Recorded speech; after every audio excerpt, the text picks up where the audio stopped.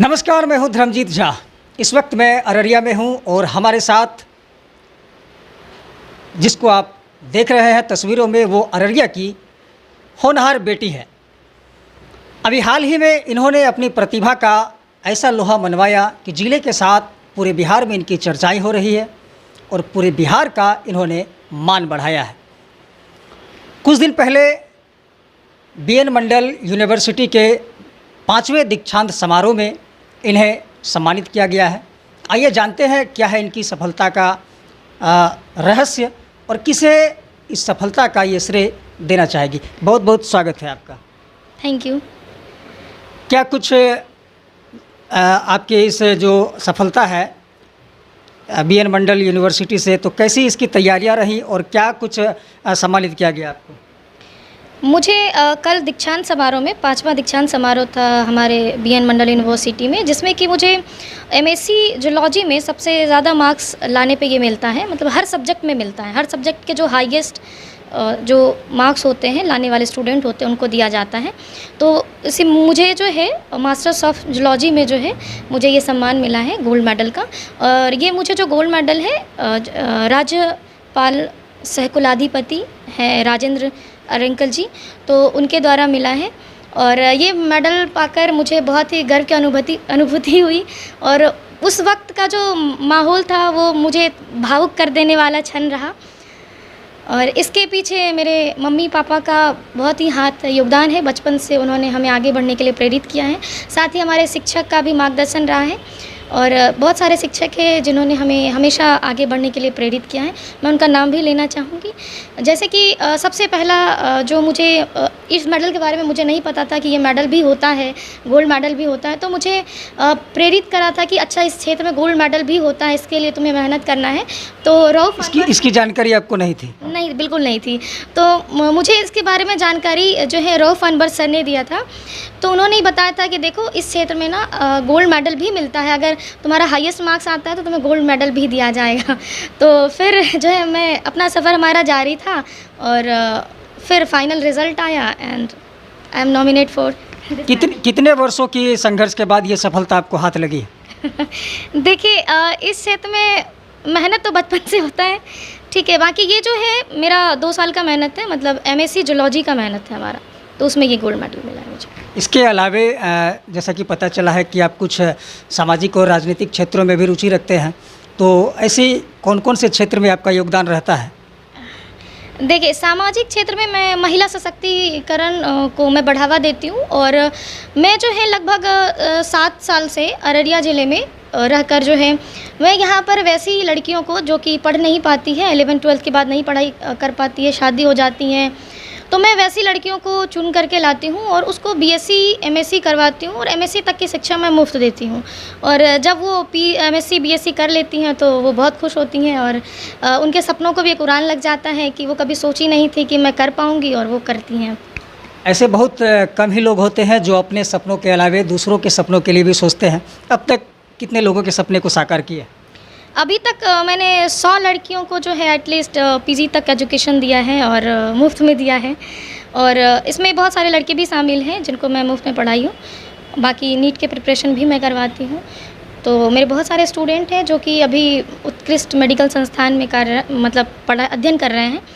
और कुछ ऐसे स्टूडेंट हैं जिनको कि मैं अगर नॉर्मल वे में पढ़ाती हूँ, जैसे कि बीएससी वगैरह करवा रही हूँ, तो इसमें भी बहुत सारे स्टूडेंट हैं जो कि अब जॉब कर रहे हैं।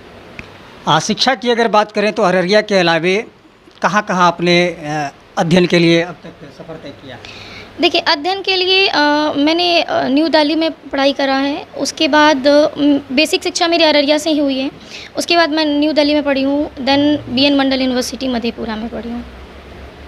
बीएन मंडल यूनिवर्सिटी मधेपुरा में क्या लगता है कि इस क्षेत्र के आपके अलावे जो भी और लड़कियां हैं और जो भी प्रतिभाएं हैं उन्हें वहां निखरने का मौका मिल पाएगा या मिलता है? बिल्कुल, सबको देखिए समान मौका मिलता है, सबके साथ कोई पार्शियलिटी नहीं है। सब जो प्रोफेसर्स होते हैं वो सबके साथ अच्छे से बिहेव करते हैं। सबको देखिए सबको पढ़ाया तो जाता है क्लास में, सबको सेम ही पढ़ाया जाता है, किसी के लिए कम या ज़्यादा नहीं होता है और सबके लिए समान मौका है, समान है। बस बच्चों को मेहनत करने की ज़रूरत है। तो जो मेहनत करते हैं वो आगे निकल जाते हैं और साथ में अपने पेरेंट्स और जो टीचर्स होते हैं, जो प्रोफेसर्स होते हैं, उनके मार्गदर्शन को फॉलो करना चाहिए तो ज़रूर आगे निकलेंगे। आगे चलकर क्या कुछ ड्रीम है?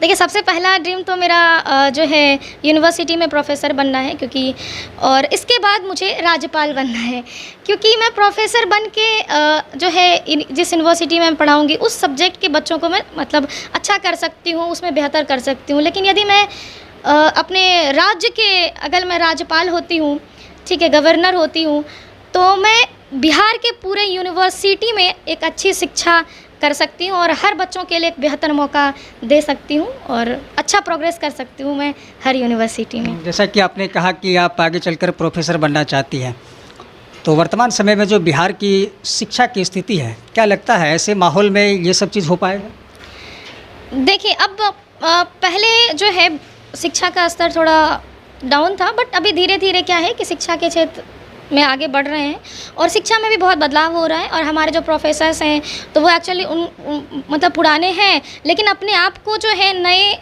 जो एजुकेशन व्यवस्था आ रही है उसमें ढाल रहे हैं और वो ढाल करके जो नए नए आइडियाज़ आते हैं वो सीखते हैं और हम लोगों तक भी पहुंचाते हैं।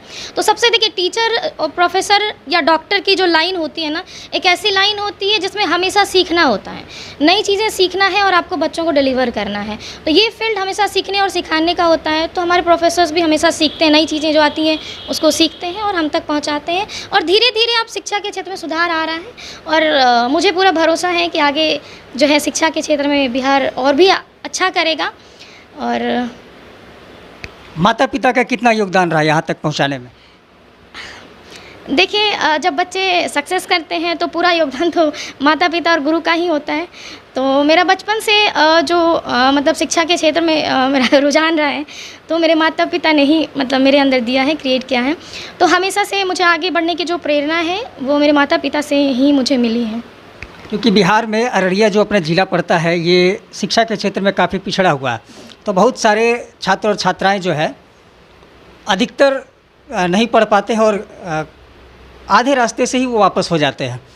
तो अगर ऐसे छात्र छात्राओं के लिए अवसर मिले तो क्या लगता है कि वो भी आगे चलकर आप ही की तरह या फिर आपसे भी हटकर कुछ अपना सपना बिहार में बना सकते हैं, उसको साकार कर सकते हैं? हाँ बिल्कुल, क्यों नहीं कर सकते। मैं कर सकती हूँ, कोई भी कर सकता है। तो देखिए क्या है, बच्चों पे एक तो बच्चों का खुद का कॉन्फिडेंट होना चाहिए कि हाँ मैं कर सकता हूँ। और जब आप आगे बढ़ते हैं ना तो आपके साथ पूरा कारवां जो है वो बनता चला जाता है। पहले स्टार्टिंग में आपको लगेगा कि आपके पीछे कोई नहीं है और सच में वाकई कोई नहीं होता है, लेकिन जब आप आगे बढ़ेंगे तो आपके साथ जो है और पूरा कारवां अपने आप बनता चला जाएगा। और मैं सभी पेरेंट्स से कहूँगी कि अपने बच्चों का हमेशा साथ दें और अगर आप साथ हैं तो आपके बच्चे कुछ भी कर सकते हैं। ऐसे कोई शिक्षक या गुरुजन जिनका काफ़ी योगदान रहा, उनका नाम लेना चाहेंगे? हाँ बिल्कुल। सबसे पहले तो ये मेडल जो मुझे नहीं पता था कि गोल्ड मेडल भी होता है इस क्षेत्र में, तो मुझे रऊफ अनवर सर ने बताया था, तो उनका योगदान बहुत ही इम्पोर्टेंट है। इसके बाद हमारे एचओडी रहे हैं अरुण कुमार यादव सर, वो बहुत ही सपोर्टिव रहे हैं। उनके मार्गदर्शन में जो है मुझे आगे बढ़ने का बहुत प्रेरणा मिला है। और हमारे नरेंद्र श्रीवास्तव सर हैं जो बहुत ही अच्छा पढ़ाते हैं और बहुत ही अच्छे हैं। उसके बाद भुवन भास्कर मिश्रा सर हैं, उनका भी काफ़ी अहम योगदान रहा है। और सुमन मैम है हमारी, तो वो भी बहुत अच्छी रही हैं। और अपने मतलब इन सभी लोगों ने मिलकर मुझे हमेशा आगे बढ़ने की प्रेरणा दिया है। और हमेशा ये लोग चाहते हैं कि मैं जो है जितना ऊपर से ऊपर पोस्ट होता है ना, मैं उस पर आके बैठूं। तो इवन कि हमारे जो अरुण कुमार यादव सर है जो हमारे एचओडी रह चुके हैं, वो चाहते हैं कि मैं यूनिवर्सिटी की ना वीसी बनूं। तो इन लोगों का काफ़ी योगदान रहा है हमें आगे बढ़ाने में और हमेशा जो है मोटिवेट करते रहते हैं और हमेशा इनके मार्गदर्शन में आगे भी हम रहेंगे, क्योंकि इन्हीं लोगों के अंडर में मैं पीएचडी भी कर रही हूँ। जिनकी आपने कल्पना नहीं की थी और वो चीज़ आपको सरप्राइज़ के रूप में मिला, जब ये मेडल आपको मिला तो कैसा महसूस हुआ? जब मुझे ये मेडल दिया जा रहा था तो वो क्षण काफ़ी भावुक कर देने वाला था। और ये मेडल मतलब लेते वक्त मुझे सबसे पहले तो सर की याद आई कि मुझे ये पता नहीं था कि गोल्ड मेडल नाम की चीज़ होती है, तो उन्होंने ही मुझे बताया था कि ये गोल्ड मेडल जो है होता है। तो सबसे पहले उनकी याद आई। देन जो है मुझे अरुण सर की याद आई कि अरुण सर हमेशा कहते हैं कि आपको जो है पहले मेरी कुर्सी पर आकर बैठना है और उसके बाद आपको वीसी बनना है और यूनिवर्सिटी चलानी है। तो मुझे उस वक्त ये मेडल लेते वक्त ये याद आया।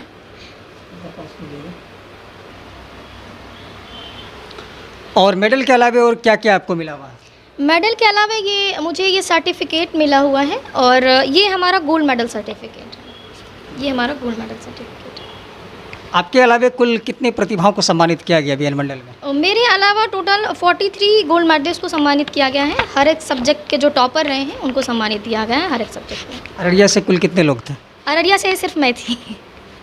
इस बात की तो बहुत ज़्यादा खुशी हो रही है आपको। जी बिल्कुल, बहुत ज़्यादा खुशी हो रही है। मैं अररिया की बेटी हूँ और मुझे ये गोल्ड मेडल मिला है, तो ये गोल्ड मेडल सिर्फ मेरा नहीं है, ये पूरे अररिया के लिए है। आप पीएचडी की भी छात्रा रही है और ड्रीम भी कुछ अलग पाले हुए हैं, तो फिर दोनों को कैसे एडजस्ट करेंगे? नहीं, ड्रीम हमारा अलग नहीं है, क्योंकि प्रोफेसर बनने के लिए जो है ना पीएचडी की अनिवार्यता होती है, तो उसके लिए तो पीएचडी ज़रूरी है। तो मैं पीएचडी कर रही हूँ और साथ ही जब मुझे मतलब उससे मौका मिलता है तो मैं समाज सेवा का कभी काम करती हूँ।